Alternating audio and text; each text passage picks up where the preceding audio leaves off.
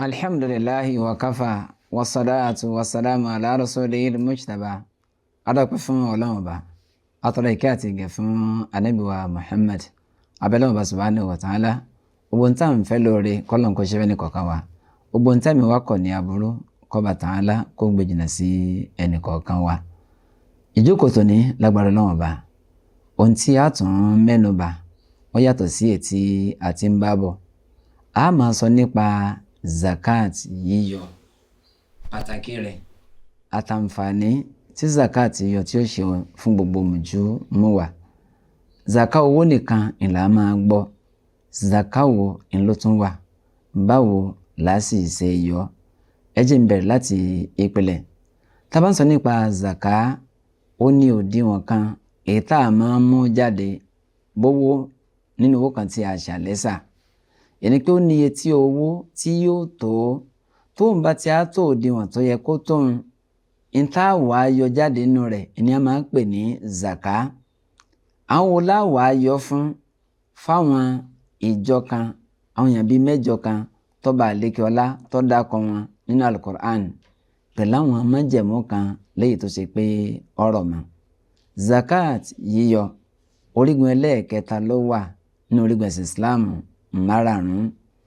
abdullahi ibn umar radiyallahu anhuma ó ní buniyal islam ala khamsin shahadati an la ilaha illallah wa anna muhammadan rasulullah wa iqami salat wa ita'i zakat tí dé parí hadith.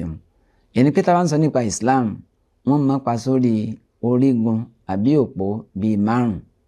òpó àkọ́kọ́ ó ní ká wí ní gbólóhùn ẹnu lẹ́yìn tó ti rinlẹ̀ sínú ahọ́n sínú gbáyà wa táàtún máa wá fi ṣiṣẹ́ ṣe pé àní ò sẹ́nì kankan tí ìjọsìn òdodo tó tọ́ sí tó yẹ àfọlọ́wọn ọba Allahu nìkan ṣoṣo, àti pé ànábì wa Muhammad ẹrúsìn ọlọ́run ni òjíṣẹ́ rẹ̀ tó ní pẹ̀lú. òpó ẹlẹ́ẹ̀kejì ìkọ́mù sọ́láàt ó ní ká máa kírun tó ń tàwọn májẹ̀mú àtàwọn orígun èyí tọ́rọ̀ pọ̀ mọ́.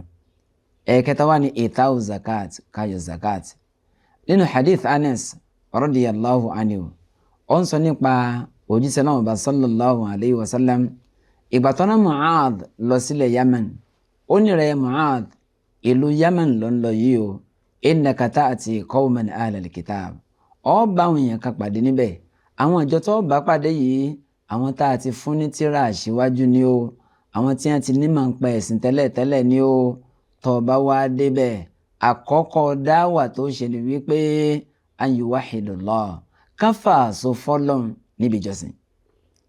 fa in hum ata'uka lidhalika, tí wọ́n bá tẹ́wọ́ gbéléyìn lọ́wọ́ rẹ̀ tí wọ́n tẹ̀lé ọ pétọ̀ ọlọ́nìkan la máa jọ́sìn fún, wájú wọn mọ̀ wípé ọba àlékè ọlá ó ṣe ìrun wákàtí 5 ó ṣe lọ́ranyàn fún wọn tí wọ́n máa kí lálàfo ọ̀sán sálẹ́ tí wọ́n kì àárọ̀ sí alẹ́ òdi ọjọ́ kan.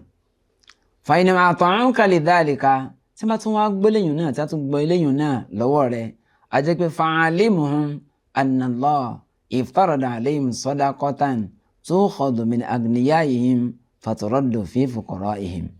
wájú ó dìímọ̀ fún ọ bọ́lá wọn bá lékè ọlá ó ṣe lọ́ranyàn fáwọn tí wọ́n jẹ́ ọlọ́rọ̀ kẹ́ ẹ máa gba zakati lọ́wọ́ wọn. zakati ẹ bá wá gbà lọ́wọ́ wọn ẹ dá padà sọ́dọ̀ àwọn tí wọ́n jẹ́ aláìní nínú wọn.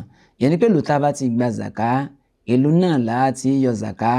ọ̀dọ̀ àwọn olówó tá a ti gba zaka ìlú gangan ibẹ̀ là á pín zaka ń sí ìpìlẹ̀ nu. wọ́n táyé pọ́ wá pọ̀ ya múra táyé pé wọn bùkátà sí mọ́ ńlọ tó kankan tún gbé lọ síbòmí akáláṣe o. táyé pẹ̀lú mi tíyàn fẹ́ kó zakati lọ tíyàn ti fẹ́ san, àwọn tí wọ́n jẹ́ alásùnmẹ́yàn wọ́n bẹ́ẹ̀ kò sí ní tó burú. ṣùgbọ́n ìpìlẹ̀ ni pé ibi ẹ bá ti yọ zaka ibẹ̀ gangan ó ní kí wọ́n ó ti pín. tá bá ń sọ nípa zaka yíyọ yìí ó láwọn májẹ̀mú kan tó yẹ pé yóò jẹ́ kí zaka yíyọ tí ó jẹ́ ọdẹ ọ̀ranyàn fún yàn.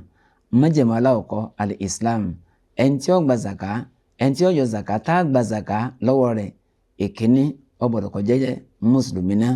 torí pé ẹni tó bá jẹ́ kèfèrí ìbádàn zaka kèfèrí sì ní kìí ṣe ń tọ́ mọ́, kódà tó bá rọrùn fún gbogbo mi òkun pátákó ló ń fi ṣe mára kò lè mọ́. ọwọ́ ní tí ó mọ òní kó ṣe islam, òní kó ṣe ìkọ́rọ̀rù pé la ilaha illallah muhammadun rasulullah. Ìjókòó tí ń bọ̀ lágbára Ọlọ́run a máa tẹ̀síwájú.